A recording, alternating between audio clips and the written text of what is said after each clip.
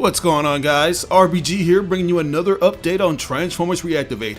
It's been relatively quiet in regards to official updates from the developers, but that hasn't stopped us from gathering more details on this highly anticipated project. Over the months, we've seen more and more people within the gaming community start to grow interested in this game, which is awesome because it shows that this game has a unique aesthetic and tone that appeals to a wider demographic outside of the Transformers fandom. It has a very dark vibe, and it feels like something that perfectly balances classic and modern tones that the Bayverse films fumbled later on down the line. Like, I know it's a bit too early to draw comparisons, but it seems like the human characters are going to be a bit more competent this time around. Not to mention that it's not going to be this stupid thing where humans are hunting down the Autobots while working alongside the Decepticons. They're actually going to be working with both factions against the greatest threat they've ever faced. Developed by Splash Damage, Reactivate is the first major Transformers game to release since 2015's Transformers Devastation. And unlike Devastation, Splash Damage's new game will have a co-op focus, with up to 4 players being able to team up as the robots in disguise to save humanity from a new threat called the Legion, a hive-minded nanomachine horde that's consuming everything in sight. Prior to its full reveal at the Game Awards 2022, leaks for a new unannounced Transformers game, now confirmed to be Transformers Reactivate, emerged online, including both cutscenes and concept art. Although these leaks hadn't been corroborated, if accurate, they did suggest a story involving Decepticons and Autobots uniting with remnant humans to defeat a nanomachine swarm, which was later confirmed to be the Legion, as I mentioned earlier. Both Cybertronian factions have been spread thin and decimated by this force, with Optimus Prime apparently missing in action. And apparently there are going to be 2 versions of Optimus, a more pristine and classic version and a more damaged form with reinforced armor that looks more akin to his invasion mode from Age of Extinction. The combined leftovers of Cybertronians and humans were depicted in 2 leaked Transformers game cutscenes trying to find a way to counteract the corruptive ability of the Legion. So this game is being made with customization and restoration in mind. As is par for the course for most games these days, the reveal trailer didn't have any gameplay to show off, opting for a more cinematic look at what we can expect from the title. The trailer gives us a first-person perspective of what looks to be Bumblebee, with a bunch of humans working hard to prepare him after he was seemingly taken down during some kind of robot alien invasion. But that's all we've been able to see so far, and as mentioned earlier, the news for Splash Damage and Transformers Reactivate's social media handles have been very quiet. We've seen the leaked screenshots of the third-person gameplay and a handful of weapons, but that's not necessarily saying much, since most of, if not all of those things were during the early pre-alpha stages of the game's development. As you know, this project has sort of been playing hot potato with all the different teams working on it, because if you aren't aware, the game's development was originally helmed by Certain Affinity. This was later confirmed by the various leaks we got pertaining to the weapons where you could see their logo. So it's safe to assume that Splash Damage is still hard at work to keep things that worked for the early version of the game while tossing out things that didn't quite work. Anyways, a couple days ago we actually did get something from them in terms of an update and an idea of how big Transformers Reactivate will be. One of the biggest questions the fans have been wondering is if this project will look as good as it sounds, because as much as the trailer sold us on its gritty and post-apocalyptic setting that boasts these cool robot designs, at the end of the day it was a cinematic preview that may or may not represent the actual gameplay and graphics. It's been 2 console generations since the likes of Transformers Fall of Cybertron and Devastation were released to the world, and video game visuals have improved drastically, so we're all wondering if Splash Damage is going to go all in with the hardware they have at their fingertips, and apparently it looks like they're going to be doing that and then some.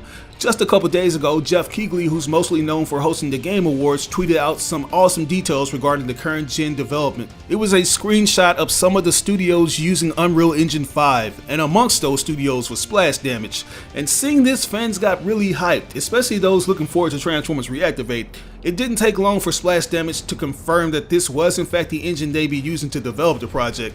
So this is awesome news because it puts some of our greatest fears to rest. After looking at some of those leaked images, which to be fair were early pre-alpha gameplay, we were under the impression that this would look more like a last-gen game than a current-gen title. I mean, don't get me wrong, they look cool, but they had this classic cel-shaded look that didn't match the realistic look we saw in the character concept arts in the trailer. I think I speak for all Transformers fans when I say we want to see the property taken seriously on a AAA level. We want to see what a studio would do with a fully realized Cybertron by utilizing the latest gaming hardware. There should be no reason why we don't get these things in this era of gaming, and hearing that this project is being powered by Unreal Engine 5 just gives me so much hope.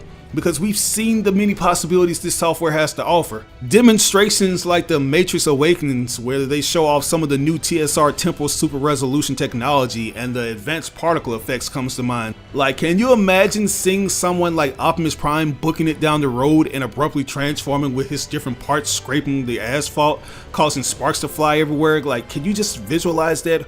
Or how about Starscream entering into his interstellar space travel, where you see all the stars turning into these light blurs? You know, stuff like that instantly comes to mind when I think of a Transformers game using UE5. It's crazy that we've sort of seen the potential this could offer with High Moon Cybertron games, since they use older versions of Unreal software. So we're essentially getting to see that again, except with splash damage at the forefront.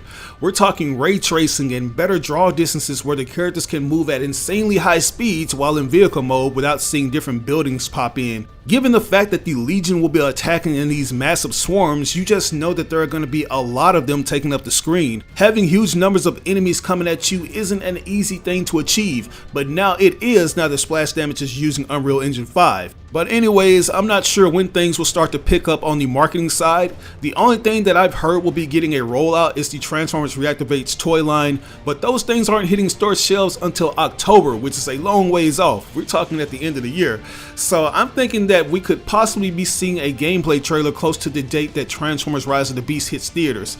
You guys have heard me say this before, but Hasbro has a smart marketing strategy where they like to piggyback off of the movies and shows. If you recall, I told you that Transformers Rise of the Beast trailer would be released in December of last year, and Transformers Reactivate, which was known as Transformers Rise at the time, will be following it.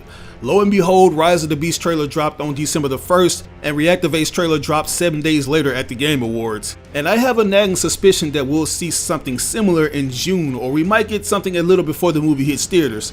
I just know that Hasbro is making it a point to roll out these things in a very methodical manner to keep up with hype. I'm pretty sure Splash Damage would want to reveal more about the game, but they probably have to follow a strict marketing schedule provided by Hasbro, so yeah. But anyways, that's all I have for you guys today. If there's anything you can take away from this, I hope it's the notion that Transformers Reactivate will be this breathtaking game that will be taking advantage of the Unreal Engine 5 software. Hopefully we get some news from Splash Damage on when we can get our hands on the beta. But until we do, I want to hear your thoughts about this. Are you excited about this game? And did the news that this title using UE5 get you even more hyped to play it?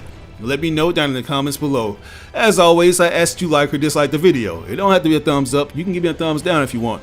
But if you really enjoyed it, I ask that you share it with all your friends and followers on all the different social media outlets. Sharing really makes a difference. But once again, this is your boy RBG signing out on another video. I'll catch you guys later. Peace out. As a successful YouTube user, I often get questions asking what I use to get my videos tons of views. And the answer to that is TubeBuddy. This thing has helped me take my channel to the next level in ways I never imagined. It's a browser extension that helps new and experienced YouTubers grow fast and optimize their channels. I've been using this extension for years, and it's constantly getting updated with new features, like the SEO tool that helps me come up with the perfect title, description, and tags to get more people to click on my videos. It even provides you with analytics besides your videos to see how much traffic your video is generating from various social media sites. The extension is absolutely free, but as a special offer, we're giving a 50% discount for channels that have less than 1,000 subscribers that purchase the Pro upgrade. All you have to do is enter in the code RisingStarBuddy. So if you're interested in starting a YouTube channel or taking your content to the next level, download the extension now. You can do so by clicking on this link that will be provided in the description of this video.